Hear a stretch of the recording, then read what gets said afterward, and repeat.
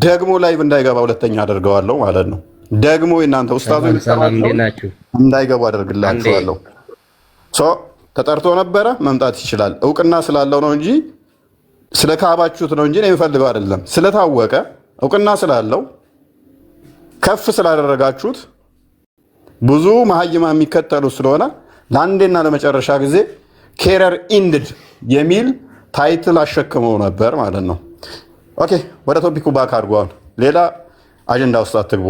ካሁን በኋላ የክፍፍሉን ሁኔታ እያወራን ነበረ። ኡመቶቼ ወደ 73 ቦታ ይከፈላሉ የሚለውን ሀዲስ ላይ እይታህ ምንድን ነው? እሱ አንተ በሱ ደረጃ ያስተሳሰብ ወይ ያረዳድ ማከፋፈል ነው እንጂ እስልምናን 73 ቦታ ወደ መገንጠል አይደለም የሚያመራው። ኦኬ በምን እንዴት ነው የሚከፈለው? ኦኬ እንደዛ ከሆነ ስለዚህ አይሁዶችና ክርስቲያኖችም ያስተሳሰብ መከፈል እንጂ እስልምናና አይሁዶችና ክርስቲያኖችም አልተከፈሉም ማለት ነው። እሱ የራሳችሁን ምና ላይ የእስልምና መሰረቶች ተብሎ 5 የተቀመጠዋል መጀመሪያ ላይ ማለት ነው። መጀመሪያ በእነሱ ማመን ነው። ከዛ በኋላ ደግሞ የሚመጡት ኺላፎች ምናምን እንደ እንትን ይታያሉ፣ እንደ ሐሳብና አረዳድ ልዩነት ማለት ነው። ከዛ የመንጩ ናቸው አሁን ያሉ ልዩነቶች ማለት ነው። ኦኬ ግን በእነኚህ ልዩነት ውስጥ ሆኖ 72ቱ ገሃነም ነው የሚገቡት አይደለ?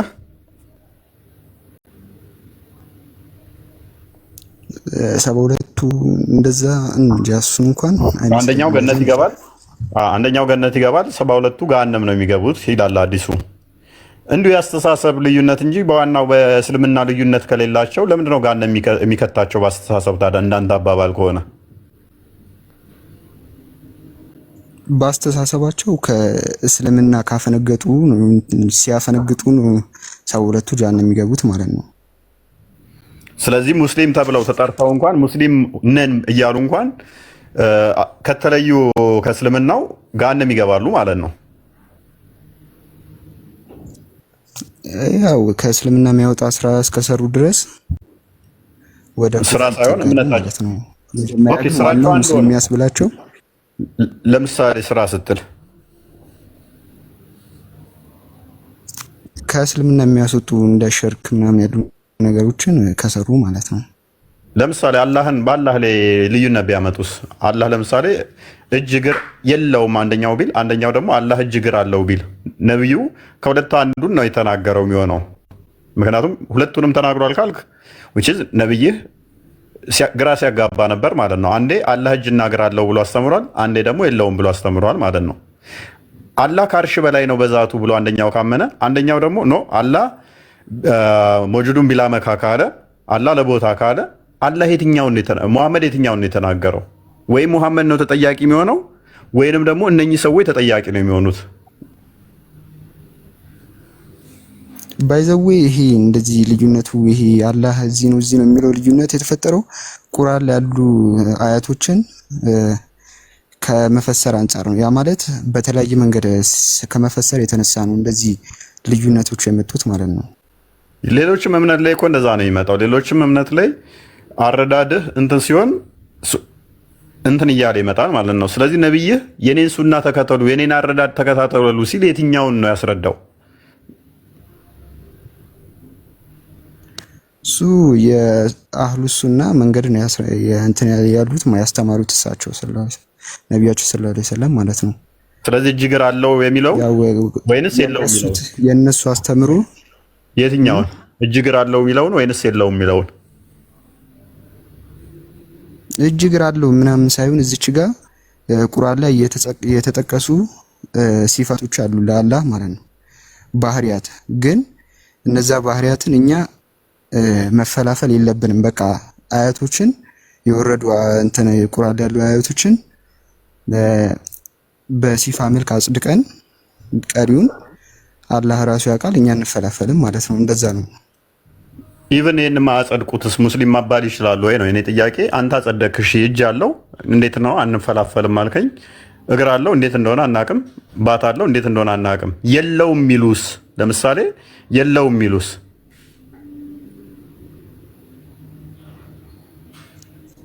የለውም የሚሉት እሱ እኮ እየነገርኩ ነው። የለውም የሚሉት ከቁርአን አረዳድ የመነጨ ነው እኮ። የለውም የሚሉት አንተ የኔ አምላክ እጅ አለው አልከኝ፣ የኔ አምላክ እግር አለው አልከኝ፣ የኔ አምላክ ባት አለው። ግን እንዴት ነው እሱን ፍልስፍና ውስጥ አልገባም፣ እተውልሃለሁ። ምክንያቱም ሙሉ ለሙሉ ወቅ እንደዚህ አይደለም። አሁን ለምሳሌ ነገር ግን ሉክ ቆይ አንዴ ሲፋ ማለት እኮ ልንገርህ፣ ይኸውልህ ሲፋ ሲባል ማለት ነው። አሁን ለምሳሌ እኔ ሰሚ ነኝ አለ አይደል? እንደ ማንኛውም ፍጡር በጆሮ ላይ ሆኖ ይችላል የሚሰማው ማለት ነው።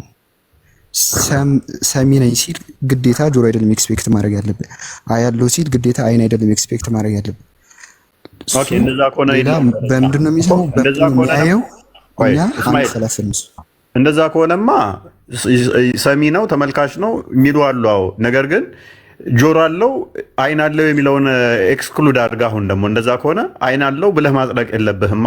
እጅ አለው ብለህ ማጽደቅ የለብህም። እሱን አላጸድቅም እኮ እየነገርኩ ነው። መጀመሪያ ማጸድቃለሁ አላልኩም። ሲፋ ነው ሲፋ ማለት ባህሪያት ነው። ኖ ቅድም አጽድቀህ ነበረ። ያጸደቅኩት ማለት ነው። ቅድም እጅ አለው ቅድም እንዲህ ብለህ ነበረ እስማኤል። ቅድም ያያል እንጂ ያልኩህ ወይ እናጥራው ቅድም ይሰማል ያያል ነው እንጂ ያልኩህ ማለት ነው። ኖ እኔ ይሰማል ያያል፣ እኔ ጠብ የለኝም እዚህ ላይ። አዎ ይሰማል ያያል። ነገር ግን አይን አለው ወይ? ሊተራል አይኖች አሉት ወይ? እጆች አሉት ወይ? ሊተራል እጆች አሉት ወይ? እውነትም ባት እግር አለው ወይ? ይሄንን ታጸድቃለህ ወይ ነው የኔ አቋም። እሱን አላጸድቅም። እንደዛ ከሆነ መልካም። የሚያጸድቁት ሰዎች አዎ አላህ እጅ አለው፣ እጁ ግን የማንንም አይመስልም። እግር አለው፣ እግሩ የማንንም አይመስልም። ገሃነምን ቅድም ከፍቶልን ነበረ። በእግሩ ገሃነምን ይሞላታል ብለው የሚያምኑ አሉ። እንደገና ደግሞ እጆቹም ባት አለው፣ ባቱን ገልጦ የሚያሳያቸው አካል አሉ። ስለዚህ ይሄን የሚያጸድቁትስ ያንተን አላህ መሆን ይችላል። ይሄ አላህ ይሄው እኛ እየነገርኩ ለምሳሌ በእኛ ማለት በሱፍያ አስተምሮት ዝም ብለህ አንድን አማኝ በላይ ላይ ያመነን ሰው ማክፈር በጣም ከባድ ነገር ነው። ስለ ዝም ብለህ በእንደዚህ አይነት ልዩነቶች ልታከፍረው አችልም። ያረዳድ ችግር ነው ልትል ትችላለህ። ለምን በቃ ያ ሰውዬ ኩፍር የሚባለው ማለት ነው ከላይ ላይ ለላ ከወጣ በአላህ የማያምን በነቢያችን የማያምን ከሆነ በሱፍያ አስተምሮ ደግሞ ማለት ነው። ስለዚህ እያልከኝ ያለው ምናምን እስካመነ ድረስ እስማኤል ቃኑ እንጂ የምትለው ቡድን ነው ራሱን የቻለ አቂዳ ትሏል እንጂ ካፊር በግልጽ ነው። አሁን ከፍቻ ያሳያለሁኝ ኪታቦቻችሁን አንድ ሁለተኛ ደግሞ ኢትዮጵያዊ እንደመሆነ የአህባሾችንም የዋብያዎች መሪዎችንም አሳያለሁ። አንደኛውን ካፊር ሲለው ኢቭን ዘወረስት ሴናሪዮ ሲፈጥሩ ሀባሽ ዋብያ ልጅ ማግባት አይችልም፣ ዋብያ ሀባሽን ልጅ ማግባት አይችልም፣ ሀባሽ ዋብያ ያረደውን መብላት አይችልም፣ ዋብያ ሀባሽ ያረደውንም መብላት አይችልም። በክት ነው ሀባሽ ያረደው፣ ዋብያ ያረደው በክት ነው የሚባባሉበትን ላመጣልህ እችላለሁ፣ በመሪዎች ደረጃ ማለት ነው። ፕላስ ደግሞ በፈትዋ ደረጃ እዚህ ጋር እየነገርኩ ያለሁት ቆይ በፈትዋ ደረጃም ደግሞ ይለይ። መጀመሪያ ይኸውልህ ልንገርህ፣ አህባሽና ሱፍይ ላይ አህባሽ የሚባለው ራሱ የቻለ ቡድን ነው። እኔ ከዋብያ ኢትዮጵያዊ በሀበሻ በሚል ስም የሚጠራ ነው አህባሽ። እኔ አህባሽ አይደለሁም ልንገርህ። አህባሽ ራሱን የቻለ ሱፍይ ራሱን የቻለ አህባሽ የሚታወቁ ከኛ የሚለዩት ማለት ነው ወሃቢያን ካፊር በማድረግ ነው። እሺ ከኛ የሚለዩት ማለት ሱፍይ አንተ አቋም አልያዝክም እኮ አሁን አቋም የትኛው ጋር ነህ አንተ? ኖ እኔ እኮ እዚህ ጋር እኮ ሁለት ቡድን ያቀረባችሁት እናንተ። አህባሽ ራሱን የቻለ ቡድን፣ ወሃቢያ ራሱን የቻለ ቡድን ነው። ኦኬ እኔ ደግሞ ማለት ነው እዚህ ጋር ሱፍይ የሚባል እምነት አለ። ኦኬ አሽዓሪ የሚባል ማለት ነው። ኦኬ አይ ቲንክ አሻሪ ታዲያ ከሙተዘሊያኖች ጋር ምን ልዩነት አላችሁ? ከምኖች ጋር ከአህባሾች ዋነኛ ልዩነታችን እነሱ ያከፍራሉ ሙስሊምን። ያው ለምሳሌ እኛ ወሃቢዎችን እንደ ሙስሊም ነው የምናያቸው፣ በእነሱ እንሰግዳለን፣ በእኛም ይሰግዳሉ። ግን ያው ልዩነቱ እንዳለው ነው። አህባሾች ደግሞ ኦኬ እናንተ ድንበር ናችሁ ማለት ነው፣ የሁለቱም ድንበር። ነገር ግን አሁን ቆይ አንተ ግን እኮ የተቀበልከው የአህባሾችን አስተምሮ ነው የተቀበልከው። አህባሾች እኮ ከኛ የተቀዳ አስተምሮ ነው ያላቸው። የራሳቸውን ጨምሩበት እንጂ የሱፍይና የአሽዓሪ ያስተምሩት ነው ያላችሁ። ኦልሞስት አሁን አስተምሮት ልዩነቱ ምንድነው? አናከፍርም የሚል ብቻ ነው። እኛ ሙስሊም ናቸው አይደሉምም አንልም እንደዚህ ያሉትን በሚለው ነው እንጂ ኦልሞስት አስተምሮቶችህ ከነኛ ጋር ተመሳሳይ ነገር ነው። ይሁን እሺ፣ አሻሪያንና ሙተዚላዎች ኦኬ ይሁንና፣ ነገር ግን ሀባሾቹ ደግሞ ታውቀዋለህ፣ ሀባሾቹ ያከፍራሉ። ስለዚህ በማክፈራቸው ስለዚህ ተጠያቂ ናቸው ነው የሚል አቋም ነው አንተ ያለህ ማለት ነው። አንድ ሙስሊም ያን ዝም ብሎ ሌላ ሙስሊም ካፊር ነህ ብሎ ማለት የለበትም። እንደዛ የሚል ነው የኛ አስተምሮ ማለት ነው። እኛ በአጠቃላይ እንደ ማህበረሰቡ ስንታይ ከአህባሽ ጋር ጠቅላላ አድርጋችሁ ነው የምታዩ፣ ግን በዚህ እንለያለን። አይ ችግር የለውም። በቃ ሶስተኛ ዳኛ ነው የናንተ። ትንሽ ዲፕሎማት የሆነ ይመስላል የናንተ ማለት እንደዛ ነው የተረዳሁት። እናንተም ጋር እንሰግዳለን የእናንተንም እንሰግዳለን እንጂ ሶስቱ ጋር የራሳቸው ጋር ይሰግዳሉ፣ ሀባሾች ጋር ይሰግዳሉ፣ ዋብያዎች ጋር ይሰግዳሉ። እነኛንም ትክክል አይደለም አይሉም። እነኛንም ትክክል እዚህ ስማሽ ተቃውሞ የላችሁም ነው እንደዛ ነገር ነው። ተቃውሞማ አለን እኮ በአላህ በሲፋዎቹ ምናምን ተቃውሞ አለን። ግን ማለት ነው አሁን ለምሳሌ እዚህ ሀገር ያለውን አህባሽ ትለዋለህ። ለምሳሌ እዚህ ጋር ያለው እምነት ሱፍያን አህባሽ ትለዋለህ። ውጭ ያለውን ሱፍያ ምን ብለን ነው የምትጠራው? አህባሽ የተባለው እኮ እዚህ ሀገር ከሀበሻ የመጣ አስተምሮ አብዱላ አልሐረሪ የሚባሉ የነሱ ሼህ አስተምሮ አብደላ አልሐረሪ አልአህባሽ ሊባኖሳዊ ነው እንደዛ ይመስለኛል አይደል? ዜግነቱ ከኢትዮጵያ ሂዶ ከሀረር ነው ከኢትዮጵያ ሂዶ እዛ ሲያስተምር ከዛ እዛ ያሉ ሰዎች ሀበሺ ምናምን እያሉ ይጠሩት ነበር በተለምዶ። ከዛ አህባሽ ተባለ ይባላል። እዚህ ሀገር ነው ማለት ነው ብላችሁ የምትጠሩት አህሉ ሱና የሚባሉ እኮ ውጪ አህባሽ እንላቸዋለን። ችግር የለውም። ያው ስሙን እንትን ስለመጣው ያው ዋብያዎችም እኮ አብዱል ዋሃብ ተብሎ ይጠራሉ። አብደላ መሐመድ ዋብ የልጁ ስም ነው አይደለ? ዋሃብ ኖርማሊ አላህ ስም እንትን ነው፣ ግን የልጁ የአብደላ ዋሃብ የእሱ ተከታዮች ዋብያ ተብለው ይጠራሉ። ይሄንኛውም ስሙን ከዛ አግኝቶታል። ችግር የለውም። ስለዚህ እናንተ ምንድነው አሁን ሀባሽ አስተምሮ ደረጃ ኢትዮጵያ ውስጥ ሱፊያዎች ሀባሽ ተብለው ይጠሩ ይችላሉ። አቂዳችሁ ላይ ስማሽ ልዩነት ያለው አይመስለኝም። ምንድነው አሁን ያየሁት ሱፊያዎች እኛ አናከፍርም። ኦኬ መልካም፣ እዛኛው ጋር እንሰግዳለን፣ እዛኛው ጋር እንሰግዳለን። ከዋብያዎች ጋር ግን በአቂዳ በጣም ትለያያላችሁ፣ ሰፊ ልዩነት አላቸው። እነሱ አሁን የተጠቀሱትን ቅድም ያላ ባህሪ ያልካቸውን እነሱ ደግሞ ሊትራል አካላት ናቸው ብለው የሚቀበሏቸው፣ እናንተ ይሄን አትቀበሉም። እኛ ማለት አቋማችን ዋሃብያን ብቻ ሳይሆን ማናከፍረው ሺአዎችን ሁላ እንትን ብለን አንጠራም። ለምሳሌ ሺአዎች 25 ፊርቃ አላቸው፣ ሺአዎች ራሳቸው ማለት ነው። ከሺአ ከ25 ውስጥ ማለት ነው አላህ ቁርአን ለምሳሌ ሲወርድ አንዳንድ አያቶቹ እነዚህ ተመርዘዋል ወር ደግሞ በሰው ተስተካክለዋል ኤዲት ተደርጓል ምናምን ብሎ የሚያምኑ ቻለይተን እናከፍራለን ማለት ነው። ለምን ያ በቁርአን አላምንም ማለት ቁርአንን ከእስልምና ውስጥ የምታከፍሩት አካል አለ። ከእስልምና ውስጥ አሁን የምታከፍሩትን አካል ንገረኝ እስኪ።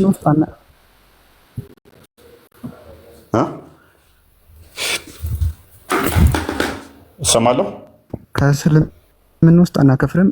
ከእስልምና ከወጣ ውጭ ውጭ በእስልምና ውስጥ ሆኖ የተለያየ አቂዳ ቢኖረውም አታከፍሩም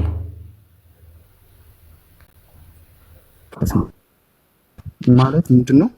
ሺአ የሚባሉት ለምሳሌ ሺአ ሲባል አንዱን ራሱን ነዛ ከሰገደቶች በመሐመድ አምስቱን እስከሰራ ድረስ ማክፈር በጣም ከባድ ነው። ስለዚህ እንትኑ ትክክል አይደለም እያልከን ነው። አሁን ነብዩ ኡመቶቼ ወደ 73 ቦታ ይከፈላሉ፣ ከዛ ውስጥ የሚገባው አንደኛው ኡመት ነው ያለው ስህተት ነው ማለት ነው። ምንም የሚከፍር ከሌለ ሁሉም ትክክል ከሆነ ሁሉም ገነት ይገባሉ ብላችሁ የምትሉ ከሆነ አንተ ለምሳሌ ለምሻዎች ውስጥ ሳገባ ለምን ሱፊያ ሆንክ?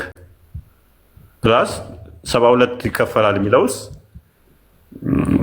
ሴክትስ ለምን አስፈለገ? አንተ ሱፊያ የሚባለው ሴክት ምን ይሰራልሃል? ምክንያቱም ሁሉም ትክክል ከሆነ ራስህን እኮ በሱፊያ ውስጥ ባውንድ ማድረግም አይጠበቅብህም ነበረ። አህመዲያኖች አሉ፣ አህመዲያኖች ጋር መግባት ነበረብህ። እንትኖቹ ጋር ብልሃል፣ ሺአዎች ጋርም የእነሱንም መከተል አለብህ ማለት ነው። ኖ ይኸው ልንገርህ። አሁን አቂዳ ነው የሚባለው ከዚች ጋር አቂዳ ማለት ከድሮ ከእንትኖች አለ ከነቢያችን በኋላ ከአራቱ ኢማሞች ምናምን በኋላ የመጡ በአራቱ መዝሃቦች ላይ የተመሰረተ ምናምን አስተምሮ አቂዳ ይባላል። ያ አቂዳ ደግሞ ወደ ትክክለኛው መንገድ ነው የሚመራው እና እነዛ ደግሞ ማለት ነው በእንትን ያመኑት በሌላም በአብዱል ወሃብም ምናምን እሱን የሚከተሉት ቢሆንም ማለት ነው ቀጥታ ካፊር ነህ ብለህ ስያሜ መስጠት የለብም። ለምንድን ነው ካፊር ማለት በጣም ከባድ ነገር ነው። በላይ ላይ አይደል እስካመነ ሰገደ ድረስ ካፊር ልትባቸው ለምን ስህተት ነው የምትለው እሱ ስህተት ላይ ነው ትላለህ። ያረዳት ችግር አለበት ስህተት ላይ ነው ትላለህ። አይ ስህተት ብቻ ሳይሆን አንድ ክርስቲያን ወጣ እንጂ አንገቱን ቁረጥና ግደለው ከማለት በላይና ካፊር ነህ ማለት የትኛው ነው የከፋው? ወዳጃችን ነብይህ እኮ ያዘዘው ስህተት ነው በለው ሳይሆን ይህንን ልዩነት ያመጣን አንገቱን ቁረጠው ነው የሚለው። ስህተት ነው ብለህ መንገር አይደለም፣ አንገቱን ቀንጥሰው ነው የሚለው። which one is worst? ከፍረሃል ተመለስ ማለት ነው የሚከፋው ወይንስ መስጊድ ውስጥ እያሰገደ ታንተ ተቃራኒ ልዩነት ሲያመጣ አንገቱን ብለህ መቁረጥ ነው የሚከፋው? የትኛው ይከፋል? ያው ካፊርም ማለት እኮ በጣም ከባድ ነገር ነው። ብቻ ሰውየው እኮ ካፊር ካልከው እኮ ተምሮ እኮ ሊመለስ ይችላል። እስማኤል ካፊር ካልከው እኮ ሰውየው ተምሮ ሊመለስ ይችላል። ነገር ግን ከአንተ ጋር ተቃራኒ ሌላ አይነት አስተምሮ ወይ ልዩነት ካመጣ አይ ነብይ ያዘዘ ልዩነት ካመጣ ካፊር ማለት ብቻ ሳይሆን አንገቱን ቁረጠው ነው ያለ። የትኛው ነው የሚከፋው? አንገት መቁረጥ ወይንስ ካፊር ማለቱ? ካፊር ማለት ለምሳሌ ልንገርህ በጣም ከመክፋቱ የተነሳ ካፊር ማለት እኮ በቃ ወይ ጣዖት አምላኪ ነው ወይ እንደናንተ ነው ማለት ነው። ያ የሚሰግደውን ሰውዬ በቀላሉ አንተ ራስህን አጥርተህ እሱን ወደ እናንተ መራኸው ማለት ነው። ካፊር ማለት ነው አጠመምኮ ማለት ነው። ስለሆነ ነው ልዩነት ያመጣውን አንገቱን መቁረጥ ነው የሚሻለው እያልከኝ ነው?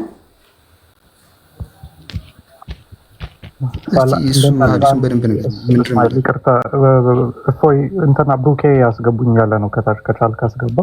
በዛውም ሰላም ብያለሁ ሁላችሁንም። ሶሪ ስላቋረጥኳችሁ። ቀጥሉ። ሰላም ብያለኝ። እሺ ሜቢ ፖይንቴ ግልጽ ይመስለኛል።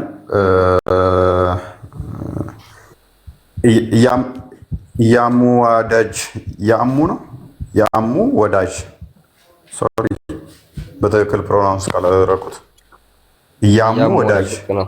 እሺ ሰላም ብያለሁ። ሰላም እንኳን ደህና መጣህ። እንኳን ሰላም ቆያችሁኝ። አሁን አንዲት አጠራሽ ነገር መልስ አንገቱን ቁረጠው ቀልተህ ጣለው ምናምን ጠየቀው። እንደ ስለ ስምና ደረጃ ማለት የሰማነው አንዳንድ ብዙም ጠልቀን ባንማር የሰው ነፍስ ያጠፋ ገነት አይገባም ነው የሚለው እኮ። እሱ ሌላ ጉዳይ ነው። እሱ ማለት ካፊርም ቢሆን ሰውየው ሃይማኖቱን ጥሎ ቢሄድም እስልምና ባይከተልም እንኳን አክብረው ባለው ነገር ትቡቱን አስተምረው እንጂ ወንጀል ነው ሳይገደው የሚለው ያው ደግሞ አንገቱን ቁረጠው ግደው የሚለው ማስረጃ ነው። አንድ ትምህርት ነገር እሺ ያም ወዳጅ አንተ የምትጠቅሰው ሱራ 5:32 ላይ ይመስለኛል ያለውን ነው። ለእስራኤል ልጆች እንዲህ ብለን ጻፍን፣ ስለ አንድን ነፍስ ያጠፋ ያለምን ሕዝብ እንዳጠፋ ነው። እሱ ቃየልና አቤል በተገዳደሉ ሰዓት ያለችን ሕግ ነው። ምክንያቱም በዓለም ላይ ሕዝብ ስላልነበረ አንዱ ሰው ነው። ዓለም እሱ ከጠፋ ዓለም ትጠፋለች። ምክንያቱም ዓለም ሪፕሬዘንት የተደረገችው በአንድ ሰው ነው። ሰው በሰራው ኃጢአት እንጂ ባልሰራው አይጠየቅም ብላችሁ ታምናላችሁ። አንድ ሰው ገለህ ዓለምን አጥፍተሃል ተብለህ ልትጠየቅ አትችልም። ውጪዝ እንደዛ ይጠየቃል ካልከን ስህተት ያመጣል።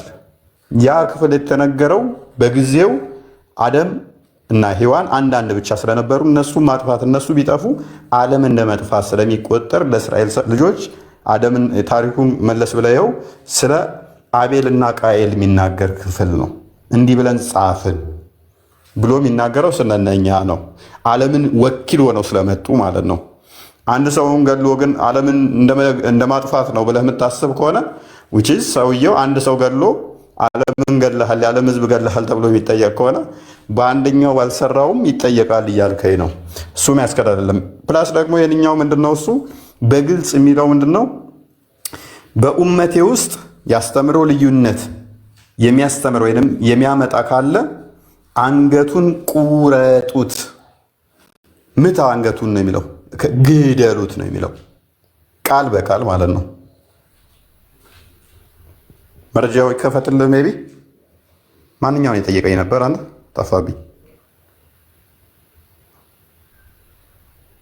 ማን ነበር ያወራኝ? አልሰማም እንዴ? ትሰማለህ ወይ? ወረደ ልጁ እንደዛ ከሆነ ሜቢ የምትሉት ካለ ልቀበልና አንዳንድ ጥያቄ እንቀበላችኋለን። በቃኝ በእቶኛል የምትሉት ካለ እዚህ ላይ አይ ግልጽ ነው ሀሳቡ። ምናልባት የቀደሙ ልጅ ስታወራው የነበረው ብዙ ሱፊዎች ብዙ ጊዜ ወደ ፊሎሶፊ ወደ ፍልስፍናው ስለሚያመሩ ነው። እነሱ እኮ እንዲያውም አቋማቸው ከሌሎቹ ለየት ብሎ የክርስቲያኖች መጽሐፍ ላይ ምንም ችግር የለም የሚሉም አሉ። ይሄኛው እንግዲህ ከየትኛው ግሩፕ ሱፊ እንደሆነ አላቅም እንጂ ምንም ችግር የለበትም፣ ሊበረዝ አይችልም የበፊቱ መጽሐፍቶች ብሎ የሚያምኑ ናቸውና ወደ ፍልስፍናው የሚያዘወትሩ ናቸው። ግን እንዳልከው ዋናው ቁም ነገሩ ምንድን ነው? መሐመድ አንዱ ብቻ ነው ወደ ጀነት የሚገባው፣ ሌሎቹ ወደ ጀሃነም ነው የሚሄዱት ካለ ኦልሬዲ መሐመድ እያከፈራቸው ነው። ሌሎቹን አንደኛዎቹ ብቻ ናቸው የሚገቡት ነው። የዚህኛው ልጅ ደግሞ አቋም አይ አንደኛው የትኛው እንደሆነ አናቅም ከሆነ ይሄ ልጅ ኦልሬዲ ያለበትን መንገድ አያቅም ማለት ነው። ወደ ጀነት ይውሰደው አይውሰደው።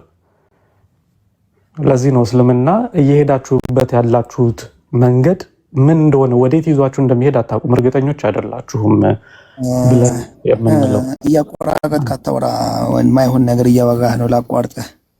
አይ አታቋርጠኝም። በመሀል አውርቼ ስጨርስ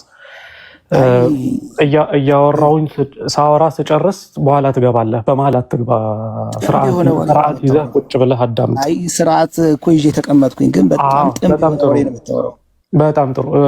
ሚውት አድርጉልኝ ሞዴሬተሮች። አውርቼ ስጨርስ በስርዓት ታወራለህ። እሺ፣ እንደ ትልቅ ሰው አክት የምታደርግ ከሆነ ግልጽ ነው እየተናገርኩኝ ያለሁት ነገር ምንም ግራ የሚያጋባ ነገር አይደለም። ምኑ እንዳስቆጣ አንተ ተራህ ሲደርስ ትናገራለህ። የተናገርኩት ነገር ምንድነው? መሐመድ ከ72ቱ አንዱ ነው ጀነት የሚገባው ከተባለ አንዱ ሰው እስልምና ላይ ያለ ሰው ለምሳሌ አንደኛው መንገድ ላይ መሆኑን እርግጠኛ መሆን መቻል አለበት። አይ እኔ ከ73 ውስጥ አንዱ ውስጥ ነኝ ያለሁት ብሎ የሚናገር ግን ከሆነ እርግጠኛ አይደለም የት እየሄደ እንደሆነ ማለት ነው። ይሄ ሰውዬ መጨረሻው መዳረሻው ምን እንደሆነ።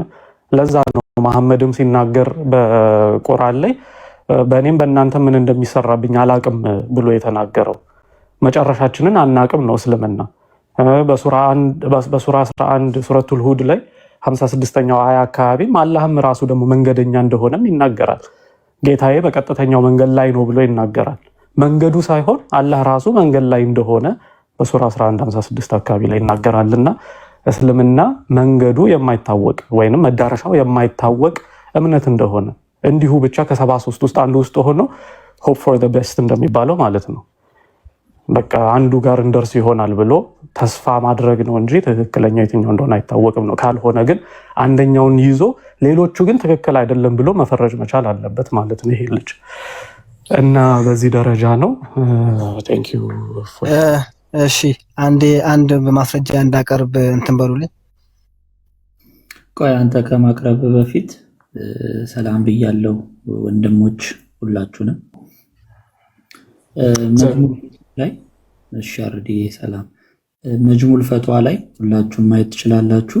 መጅሙል ፈትዋ ሙጀለድ 5 ገጽ 5 ላይ ኢብኑ ተይሚያ ኦኬ ልክፈትሽ ካሜራ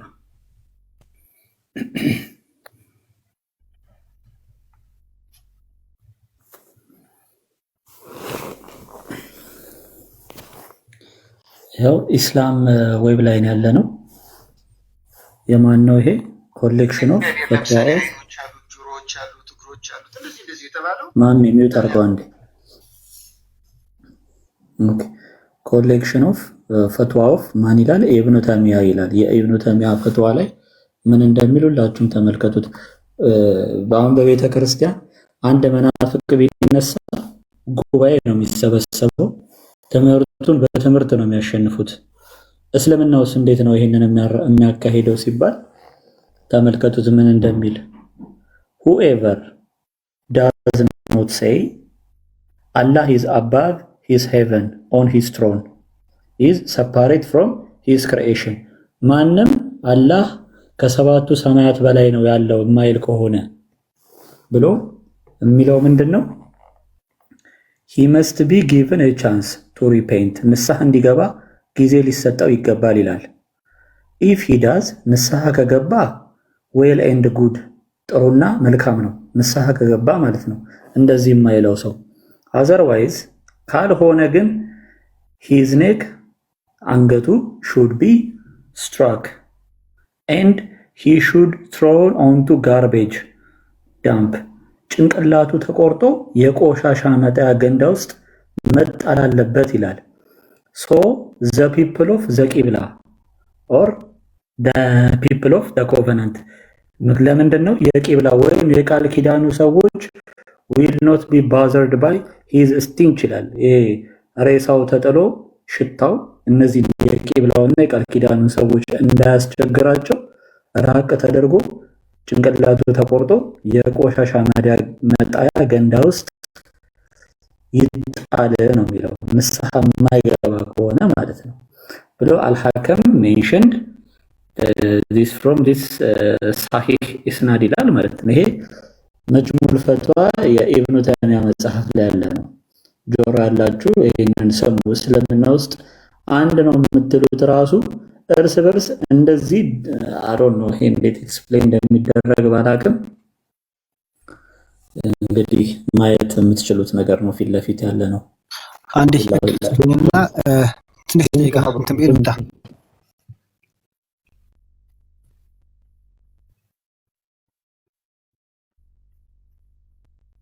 ሄሎ ሰምተዋል? አንድ አተልቁልኝና አንድ የቪዲዮ ማስረጃ ላቀርብና ቀደም እፎይ በተናገረው ዙሪያ እወጣለሁ። አሁን ያነበብኩት ሰምተዋል? ሰምቼዋለሁ። ምን ትላለህ? ቆይ መጀመሪያ ከእፎይ ጋር የያዝነው ወሬ ስለነበረ እሱ ላይ እንትን ልበል። ማንም አላህ ከሰባቱ ሰማያት ላይ ነው ያለው ሰው። እሺ እፎይ ይቀጥል። እሺ እናመሰግናለን ብሩክ። ማሜ ምንድነው ጥያቄ አለ? ክርስትና ላይ ጥያቄ አለ? ቅድም እያወራን ነበረ ኢሳይያስ ላይ ያለውን በራእይ ነው እንጂ በትክክል አላየውም እና ደግሞ አይን ወይም እግር ወይም እጅ ማለቱ ምናምን እያልክ ማብራሪያ ይሰጣል ነበር እና በዚህ ዙሪያ ሌሎች መምህር ዮሐንስ ጌታቸው በዚህ ዙሪያ ምን ይላል የሚለውን አንድ ቪዲዮ ማስረጃ ላቀርብልህ። ምንም ይበል ስለ መምህር ሰው መጽሐፍ ጥቀስልኝ። ለምን አንተ ኢብኑ ተይሚያ ምናምን ያልክ አይደል እንዴ? መጽሐፍ ነው ተይሚያም እኮ መምህር ነው። የኢብኑ ተይሚያም እኮ መምህር ነው። ጓዳም መጽሐፍ ጠቅሰንልሃል እኛ። ያንን መጽሐፍ ደግሞ ስናዱን አሳይተናል። እኔ ደግሞ ቪዲዮ አቀርብልሃለሁ። ምንም ስናድም ምናምን አያስፈልገውም።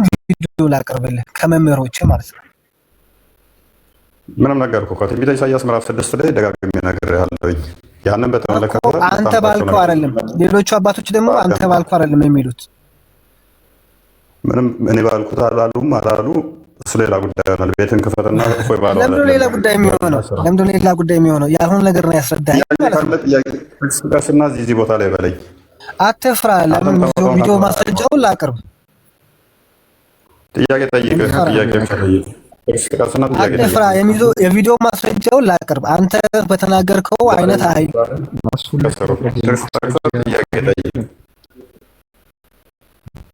ኖ ማስረጃውን ማቅረብ አዳምጥ። ጥቅስ ጥቀስ ጠይቅ። መምህር ጌታቸው ሊያመጣ የሚችለው ምን እንደሆነ ስለማውቀው ማለት ነው። እኛ ለፈጣሪ ማን መጀመሪያ ደረጃ አዳምጥ ቆይ ፈጣሪ ማንም ያየው የለም። እንደዚህ አይነት አካል አለው እንደዚህ አይነት አካል አለው ብሎ ሊናገር ማንም ይችል የለም። ማንም ማለት ነው። ነቢያት በተለያየ መልኩ አይተውታል። አዎ ጸጉሩን አይተዋል። ጸጉር አይተዋል እኮ ነጭ ጸጉሩ እንደዚህ ሆነ ብለው እኮ ትንቢተ ዳንኤል ምዕራፍ 7 ላይ ተናግረዋል እኮ። ያንን መሰረት አድርጋ ቤተክርስቲያን በዘመናት ወደ ሸመገለው የሚለው ፈጣሪ አይሸመገልም፣ ግን ዘመናቱ ማይቆጠርለት ብዙ ከዚህ እስከዚህ ማይባልለት ስለሆነ በሸመገለ አምሳል ተደርጎ ስላሴ ተስሏል። ያ ማለት እግዚአብሔር ስላሴ ያ ነው ማለት አይደለም። ጸጉሩ ነጭ ሆነ እንደዚህ ብሎ ዳንኤል ስላየ ጸጉሩ እንደዚህ ነው ማለት አይደለም። መጽሐፍ ላይ አዳምጥ፣ የራስን ጥያቄ ትመልሳለህ። ይህንን ጥያቄ ደጋግሜ የመለስኩት እኮ ፈጣሪ ኢንኮፕራል ነው በእኛ አረዳድ። ነገር ግን አካላዊ ተደርጎ ሲገለጥ በምንድን ነው? ብትን ዝሩ አይደለም ከሚል አንጻር አዎ አካል አለው ተብሎ ይታመናል። በእኛ አካል አለው። ለምን? ብትን አይደለም ዝሩ አይደለም ለማለት ነው። አዎ አለው፣ ለራሱ አካል አለው። ያን አካል አያለ የለም፣ ይታያል አይታይም። ፈጣሪ እነዚህ ለማይታየው ኢንኮፕራል ነው። ፈጣሪ ሊታይ አንድ ነገር ይታያል ማለት ኢንኮፕራል መሆን አለበት። እሱን እኮ መብቱን ነጠቀው፣ ማስረጃ ለአምጥቶ ሊያስቀምጥ መብቱን ነጠቀው ነው እንጂ ከሰሩና አንተምሽ አንድ ይህንን ነገር እና አብዛኛው ጊዜ እግዚአብሔር ልክ እንደነሱ አምላክ አካል ያለው ምናምን ይመስላቸዋል። መምህር ጌታቸው ምናምን ብትሉ ከቤተክርስቲያን ውጭ የሆነ አካል ሲጀመር ካስተምሩት ውጭ ከሆነ የትኛው መምህር በአባቶች ነው የሚመዝነው። የትኛውም አካል ማለት ነው በአባቶች ነው የሚመዝነው ንግግሩ። ቅዱስ ዮሐንስ አፈወርቅ ዮሐንስ ወንጌልን በተረጎመበት ድርሳኑ ላይ እንዲህ ይላል። ቆላስይስ ምዕራፍ 1:15ን ይጠቅስና እንዲህ ይላል። እርሱ የማይታይ አምላክ ምሳሌ ነው የሚለውን ያነሳና እንግዲህ የማይታየው አካል ምሳሌ ከሆነ እርሱ ራሱ የማይታይ ሊሆን ግድ ነው ይልና እንዲያ ከሆነ እርሱ ምሳሌ ልንለው አይቻልም። ቅዱስ ጳውሎስ እግዚአብሔር በስጋ ተገለጠ ሲል አታድንቅ፣ ምክንያቱም ይልና የተገለጠው በስጋ እንጂ በባህሪ መለኮቱ አይደለምና። ቅዱስ ጳውሎስ እርሱ የማይታይ አምላክ ምሳሌ ስለመሆኑ ሲናገር ለሰዎች ብቻ አይደለም በላይ በሰማይ ላሉ ኃያላትም ጭምር በስጋ የተገለጠ በመላእክት የታየ ብሎ ጨምሮ ተናግሯል። አንደኛ ጢሞቴዎስ ምዕራፍ 3 ቁጥር 16 ላይ እግዚአብሔርን የመምሰል ሚስጥር ያለ ጥርጥር ታላቅ ነው፣ በስጋ የተገለጠ በመንፈስ የተዘለቀ በአሕዛብ አንድ ሚዩት አድርጋለች። አንድ ሺህ ልጨርስ ፕሊዝ። አንደኛ ጢሞቴዎስ ምዕራፍ 3 ቁጥር 16 ላይ በስጋ የተገለጠ በመንፈስ የጸደቀ በአሕዛብ የተሰበከ በዓለም የታየ በዓለም የታመነ በክብር ያደረገ ይለዋል። ለመላእክት የታየ ብሎ ለዚህ በስጋ የተገለጠ ሲል ለሰዎች ብቻ አይደለም፣ በላይ በሰማይ ላሉ ኃያላንም ለመላእክትም ጭምር ነው በስጋ ሲገለጥ የታየው። እነዛ መላእክት እንኳን ያላዩት ማለት ነው። እንዲልና ከመላእክት እንኳን የታየው ይላል በስጋ ከሆነ በኋላ መሆኑ ከዚያ አስቀድሞ እርሱን ፈጽሞ እንዳልተመለከቱት ማረጋገጫ ነው። ምክንያቱም ይልና እርሱ በባህሪ መለኮቱ የሚል አንድም ስፍራ ምክንያቱም አዩ የሚል በባህሪ መለኮቱ አንድም ስፍራ ተጽፎ አናገኝም። ስለምን ታዲያ እነዚያ ማቴዎስ ወንጌልን ይጠቅሳል። ስለምን ታዲያ እነዚያ ከታናናሾቹ አንዱን እንዳትንቁ ተጠንቀቁ፣ መላእክቶቹ በሰማያት ዘወትር በሰማያት ያለውን የአባቴን ፊት ያያሉ እላችኋለሁ ብሎ ለምን ተናገረ ብሎ ጌታችን ለምን ተናገረ ብሎ የሚጠይቅ ካለ እግዚአብሔር ፊት አለውን በሰማይስ የተወሰነ ነውን እንዲህ ብሎ የሚከራከር አእምሮ የተቀማ ሰው ማን ይላል? እግዚአብሔር እጅ አለው ፊት አለው ብሎ የሚያምን ሰው አእምሮ የተቀማ ማን ነው? ስለዚህ የቃሉ ትርጉም ምንድነው ይልና ያብራራል ማለት ነው። ማቴዎስ ወንጌል ላይ የአባቴን ፊት ያያሉ የሚለውን ያብራራል። ፊት የተባለው እግዚአብሔር ሊትራል አካል ኖሮት ሳይሆን ከምን አንጻር ነው ብሎ ያብራራል ማለት ነው። ስለዚህ እግዚአብሔር አምላክ አካል አለው እጅ አለው እግር አለው ብሎ የሚያምን ማን አእምሮ የተቀማ ነው የሚለው ቅዱስ ዮሐንስ አፈወርቅ። ስለዚህ አንተ መጠራው መምህርም ሆነ ማንም ሆነ ንግግሩ በእነዚህ አባቶች ነው የሚመዘነው። ኦኬ ከነዚህ አባቶች ሌላ የሚያስተምር ከሆነ ይወድቃል ማለት ነው። እሱ ንግግር አይመለከተንም። በአባቶች ትምህርት ነው ንግግሩን እያንዳንዱን የምንመዝነው ማለት ነው። ስለዚህ እግዚአብሔር አምላክ ዮሐንስ ወንጌል 1:18 ላይ እግዚአብሔርን ማንስ እንኳን ያየው የለም በአባቱ እቅፍ ያለ እርሱ አንድ ልጁን መጥቶ ተረከው ነው የሚለው። እግዚአብሔርን ማንም ያየው የለም፣ እርሱ የሚታይ አይደለም። ኦኬ አንደኛ ጢሞቴዎስ ምዕራፍ 6:16 ላይ እርሱ የማይታይ ማን ነው? እርሱ የማይሞት ማንም ሊቀርበው በማይችል ብርሃን ይኖራል የተባለ ነው። እርሱ የሚታይ አካል አይደለም። ዮሐንስ ወንጌል ምዕራፍ 4:24 ላይም እግዚአብሔር መንፈስ ነውና በእውነትና በመንፈስ ልንሰግድለት ይገባናል ብሎ ጌታችን ኢየሱስም ሲናገር እንመለከታለን። ስለኛ ሲነግረን በእውነትና በመንፈስ ስገዱለት ብሎ ነው የተናገረው። እርሱ መንፈስ እንደሆነ ስለነገረን ማለት ነው። ስለዚህ እግዚአብሔር አምላክ ልክ እናንተ እንዳስቀመጣችሁት አላህ ዛት ያለው አንድ ቦታ የተቀመጠ አካል ቦዲ ያለው አይደለም። እግዚአብሔር መንፈስ ነው። መዝሙር 139 ቁጥር 7 ላይ ከመንፈስ ወዴት ይሄዳለሁ? ወደ ሰማይ ቦታ አንተ በዚህ ያለ፣ ወደ ሲኦል ቦርድ አንተ በዚህ ያለ ብሎ በሁሉ ቦታ ምሉእ የሆነ ነገሮች የማይወስኑት አካል ካለ መወሰን ስላለ ቦዲ ሆነ አካል ማለት ነው። መወሰን ስላለ እግዚአብሔር አምላክ በእንደዚህ የሚገለጥ አይደለም። እግዚአብሔር እጅ አለው እግር አለው ተብሎ ሲነገር ለምሳሌ ሰማይ ዙፋኔ ነው ምድርም የእግሬ መረገጫ ናት ብሎ ሲናገር ሁሉ ፍጥረት ሁሉ የእርሱ እንደሆነ እያንዳንዱ የፈጠረው በእርሱ ስር እንደሆነ ለማሳየት እንጂ እግዚአብሔር ሊትራሊ ሆነ ቦዲ ያለው ሆኖ አይደለም። ነቢያት በሰውኛ ቋንቋ ሰዎች በሚረዱበት ቃል ነው የሚናገሩት እንጂ እግዚአብሔር በዛ መልኩ አለው ማለት አይደለም። ስለዚህ ከዛ አንፃር ነው ወገኖቻችን። ቀጥል። እሺ እቺን እናመሰግናለን። ቆይ አንድ እኔ ማማይ ትቀጥላለህ ብላኝ ነበር። እሺ ጥያቄ እንጠይቅሽ። እሺ ማማይ አሁን እዚህ ላይ በደንብ አድርጋ አስረድታናለች። እቺን በደንብ ትሬኒንግ ወስዳበታለች መሰለኝ። እና ማማይ አሁን ከአወጋሽ ውስጥ የሆነ ፓርት አልገባኝም እና በእንግሊዝኛ ብታስረጂኝ ደስ ይለኛል። እንደ ነብዩ መሐይም ነው። በእንግሊዝኛ ጠይቃ እስቲ በእንግሊዝኛ ጠይቃ አንተ። ኦኬ ሌትስ ኤክስፕሌን ፎር ዩ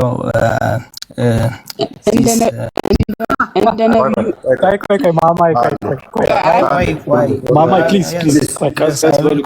I will continue. And Mama,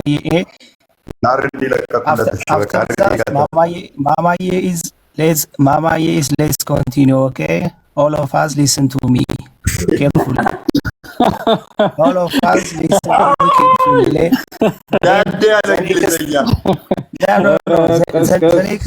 The next presenter is Mamaye. The next presenter is Mamaye. መሐመድ ዊሊ የሚባል ነበረ ኢትዮጵያ በ90 ቀን እንግሊዝኛ No. You cannot getting ready. Okay, you cannot get it already because you are not cover Mamaye. You cannot cover Mamaye. You cannot cover Mamaye. Yeah, Mamaye, let's explain, please. Mamaye, let's explain, please. አርዲ ገብቷል። ዩካኖት ብሎ ምን ነበር ያለው? You cannot getting already አትገባም እኮ ነው። No. I'm not talking about Amharic. I'm not talking about Amharic, okay? I will present in English. Let's continue, Mama, please. You are not getting. እስኪ አትገባም already በዚህ መሃል በላይ በእንግሊዝኛ No, I'm not saying that. Already is not covering Mamaye. Already is not covering Mamaye. Mamaye, let's continue. ቆይ እንመዝረው። ቆይ already is not covering Mamaye ምን ማለት ነው? already Yes. Mamaye, I'm waiting for you. ምን ለማለት ፈልገህ ነው?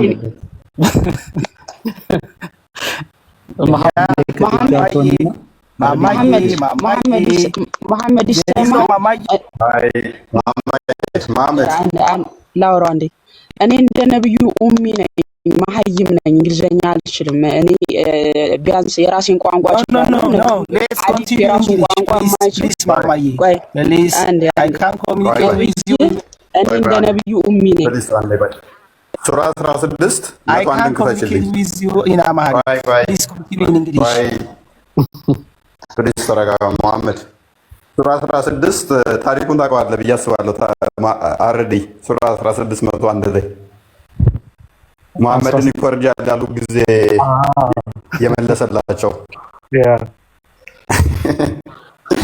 የቋንቋ ጉዳይ ትዝ ሲል 111 ነው 101 ነው 102 ላይ ነው 102 ነው መሰለኝ። 101 እንትን ነው ይሄ ትላንትና እንትና ናሲክና ንሱክና ኦኬ እነዚህ ያመኑት ለማረጋገጥ በሙስሊሞች እሺ 106 አድርጊው። እሺ ከፍ አድርጊው። እሺ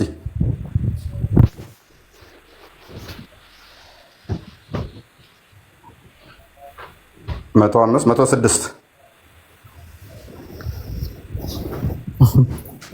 በኋላ የካደ ሰው ብርቱ ነው አይደለም። መለስ አድርጊው 105 ላይ እሺ ውሸትን የሚቀጣጥፍ እነዚያ ባለ አንቀጽን የማያምኑ ብቻ ናቸው፣ እነዚያ ውሸታሞች ናቸው። 104 አንቀጾቹ የሚያምኑ አረብኛ ቋንቋ ነው የሚል የለም። ኦኬ ያው እነርሱ እርሱን ቁርአንን የሚያስተምረው ሰው ብቻ ነው ማለታቸው በእርግጥ እናውቃለን።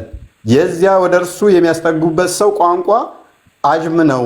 ይህ ቁርአን ግን ግልጽ አረብኛ ቋንቋ ነው። ይሄ ቁርአን ክፍል ለምን እንደወረደ እስቲ መሐመድ ፈስርልኝ በፈለግከው ቋንቋ። የቁርአን ክፍል ለምን እንደወረደ ፈስርልኝ። እሺ በመጀመሪያ እፎይ በጣም የእውቀት ማነስ እንዳለብህ አሁን ነው የተረዳሁት። አሁን ፈስርልኝ የቁርአን ክፍል የወረደበት። አዎ በዓለም ላይ አንድ እፎይ ከዚህ አሁን ከጠየቀኝ ላይ እኔው ራሴ ደግሞ አንተን ስጠይቅህ ማለት ነው በዓለም ላይ በጣም ቀላል ቋንቋ የተባለው ሳይንስ በመጀመሪያ ደረጃ ያስቀመጠው ቋንቋ ነው።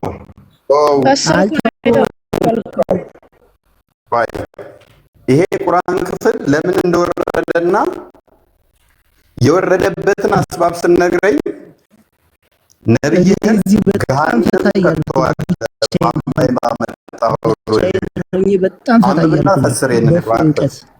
በእፎይ እውቀት እኔ በጣም ፈታያለሁ። ሳይንስ በመጀመሪያ ደረጃ ያስቀመጠው ቋንቋ የትኛው ቋንቋ ነው? እኔ የትኛውንም የሆነ አንብብና ፈስር የነነ የቁርአን ክፍል ኖ እቺን ንገረኝና እቀጥላለሁ።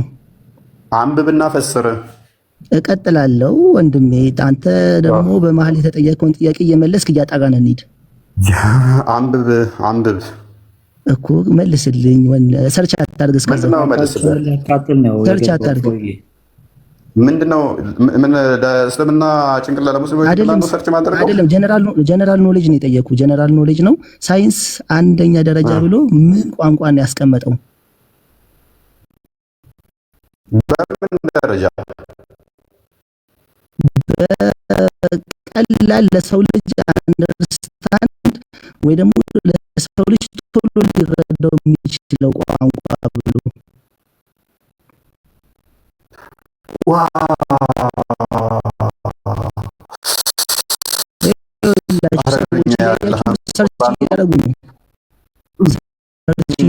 ያለህን ቁርአን ይላል። እስቲ ቆይ አንተ ቆይ እንጠብቃለን። ቆይ you are not getting in ቆይ you are not getting in ቆይ መሐመድ በእውነት ያወራኸውን እንግሊዘኛ እንዲያው አሁን የሚያዳምጡ ሰዎች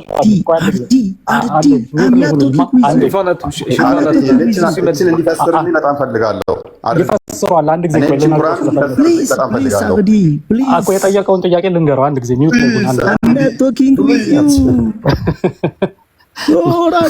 get out for this live. Get out for this life. Life. I'm asking live. በለው መጮህ ጀመረ። መጨረሻ ላይ ቃል ሲጠፋው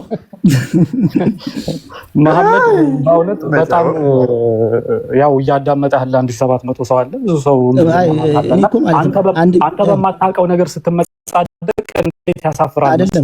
በእውነት በጣም ያሳፍራል። አንተ እኮ አታውቀውም ነው እኮ እየሰማንህ ነው እኮ እየጠየኩህ እኮ ነገር አትመጻደቅ። እየጠየኩህ ነው እኔ እየጠየኩህ ነው። ምን ጠየቅ? መልስ ሰምተሃል?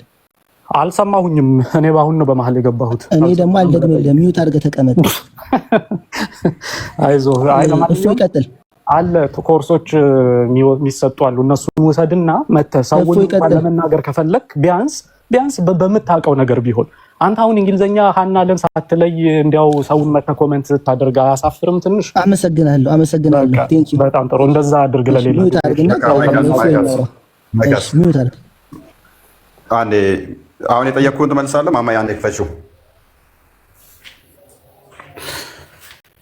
ትመልሳለህ። የወረደበት ምክንያት ታውቃለህ? የቁርአን ክፍል በጣም ጥሩ። እንግዲህ አሁን ፊውቸር እየገባ ሽፋን መስጠትን ካቆምክልኝ አመሰግናለሁ። እፎይ አሁን ወደ ጥያቄ መልስ። የቁርአን ክፍል ለምንድን ነበር የወረደው? እንዴ እኔ እኮ ነኝ የጠየኩህ። እፎይ መልስልኝና እንቀጥላ። ሂድና ጥቁሩን ድንጋይ ሳምና ነው ባዜ የቁርአን ክፍል የወረደው። ሜይ ቢ አርዲ ታብራራዋለህ? አዎ መሐመድ ሰዎች ያሙት ነበረ በወቅቱ። የተለያዩ ዘገባዎች አሉ ከዚህ ጋር በተገናኘ። አንዳንዶቹ የሆኑ ከዞራስትሪያን እምነት የመጡ ሰዎች ነበሩ መሐመድ ጋር ብለው የሚሉ ነበሩ። አንዳንዶች ደግሞ አንድ ክርስቲያን ነበረ የሚሉ አሉ። ብቻ መሐመድ ግን እነዚህ ሰዎች ጋር እየሄደ ይቀመጥ ነበር። እነሱ ጋር እየሄደ ቀን ይውላል፣ ቁጭ ብሎ ሲያዳምጥ ይውላል የሚያወሩትን ነገር እና ሰዎች ምን ይላሉ? አይ መሐመድ እኮ ምን ከነዚህ ሰዎች ያዳመጠውን ነገር ነው እየመጣ ቁርአን ወረደልኝ እያለ ለሰዎች የሚናገረው። ማስረጃ ችግር የለም እና እንከፍታለን። እኛ ለማስረጃ እናወራ። ኦኬ አንድ ጊዜ አብራርቼ ከጨረስኩኝ በኋላ እንከፍታለን። ሚውት ላይ ሁን አንተ። እስከዛ ድረስ ሚውት ላይ ሁና ሳዳት። ችግር የለውም። ማስረጃሽ ሚውት ላይ ሁን። ከፍታለሁ። አብራርቼ ተናግሬ ስጨርስ ነው ማስረጃ የምከፍተው። ለማብራራት ቁጭ ብዬ መጀመሪያ እኛ እንደዛ እያደረጋችሁ አንዴ ሚውት አድርግ። ሚውት ላይ ሁን። ሚውት ላይ ይሄን የወረደበትን እኮ አስባቡን እኮ አታውቁትም። የምታውቁ ኖሮ እኮ ይኸውልህ አይመጣባችሁም። ስጠይቅህ እኮ መልስ የላችሁም። ሚውት አድርግ አንዴ። እሱ ስጠይቅ መልስ ስለማትሰጥ ነው። ምንድን ነው እኛ እኮ ከማስወርድህ እኔ አሁን መሽቶብኛል። አሁን ብዙም ማውራት አልፈልግም።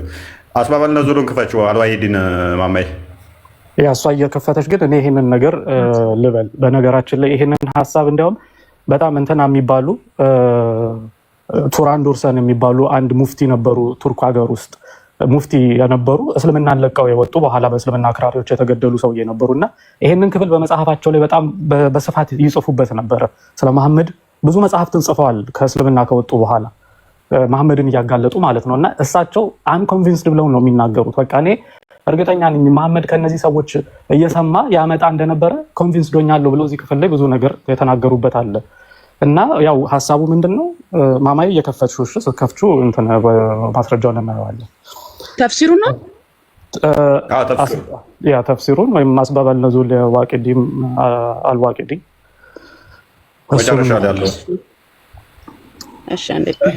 እና መሐመድን ምን ብለው የወነጅሉት ነበረ? አይ ከነዚህ ሰዎች የሚያዳምጠውን ነገር ነው መሐመድ ይዞ የሚመጣው ሲሉት ቁርአን ዲፌንስ አድርጎ መከላከያ አድርጎ ያመጣው ምንድነው እንዴ? ቁርአን እኮ አረብኛ ነው። እነሱ ሰዎች እኮ አረብኛ አያወሩም። እንዴት አድርጎ ነው መሐመድ ከነሱ አምጥቶ የሚል ዲፌንስ ይዞ መጣ። በጣም የሚገርም ማለት ነው። በቃ ይሄ አሁን ዲፌንስ የእውነት እንዲያው መከራከሪያ ነጥብስ ነው ወይ? እውነት እኔ አሁን ከሌላ ቋንቋ የሰማሁትን ነገር አምጥቼ በራሴ ቋንቋ አድርጌ መጽሐፍ ምን ችግር አለው? ግን ዲፌንሱ ትልቁ የእስልምና የአላህ ዲፌንስ የነበረው ምንድን ነው? አይ እንዴ በአረብኛ እኮ ነው ይሄ የወረደው ቁርአን ብሎ ተናገረ። ይሄው ኦኬ ማውዱዲ ላይ ነሽ ያለሽው። እስኪ ከዚህ ጋር አልተፍሲር ላይ አለ ያው ዋዲ ቁርአኒክስ ላይ እንደ እፎይ